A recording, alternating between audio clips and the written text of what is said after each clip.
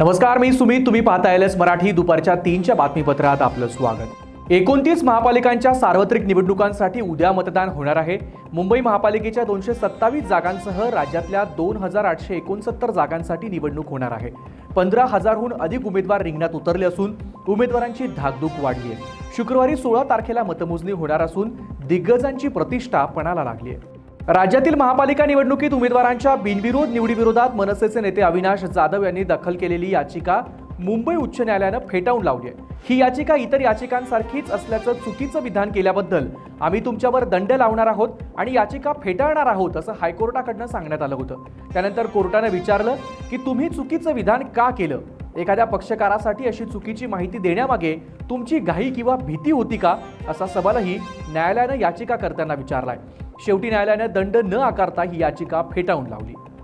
राज ठाकरे, आदित्य ठाकरे आणि अमित ठाकरेंमध्ये जवळपास 25 मिनिटं बैठक झाली. बैठकीत छुप्या प्रचारावर चर्चा झाल्याची माहिती आहे. निवडणुकीच्या दिवशी दुबार मतदारांवरती देखील ठाकरे गटाच्या कार्यकर्त्यांची करडी नजर असणार आहे. दुबार मतदार रोखण्यासाठी स्पेशल टीम असणार असल्याची माहिती विश्वसनीय सूत्रांनी दिली आहे. छत्रपती संभाजीनगर जिल्ह्यात 10वी-12वी परीक्षेतील गैरप्रकार प्रकरणी राज्य मंडळानं 38 परीक्षा केंद्र रद्द केली आहेत. बोर्ड परीक्षा सुरू होण्यापूर्वीच राज्य मंडळानं 10वी-12वीच्या परीक्षेत गैरप्रकार आढळून येणाऱ्या केंद्रांवर कायमची मान्यता रद्द करण्यात येणार आहे असं जाहीर केलं होतं. त्यानुसार ही कारवाई करण्यात आली आहे. शिरूर तालुक्यातील खंडाळामध्ये शेतात 2 बिबट्यांची झुंज पाहायला मिळाली आहे. या झुंजीचा थरार मोबाईल कॅमेऱ्यामध्ये कैद झालाय. यामुळे शेत परिसरातील नागरिकांमध्ये भीतीचं वातावरण पसरलंय. नागरिकांनी सतर्क राहावं असं आवाहन वन विभागानं केलं आहे.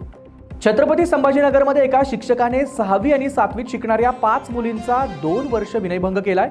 मुली सातत्यानं भयभीत असल्यानं पालकांनी त्यांना विश्वासात घेऊन विचारपूस केल्यावर हा प्रकार समोर आलाय. या प्रकाराबाबत पालकांनी शाळा व्यवस्थापनाकडे तक्रार केली आहे. त्यानंतर शिक्षकाला चौकशीसाठी नोटीस बजावली असता तो गैरहजर राहिला.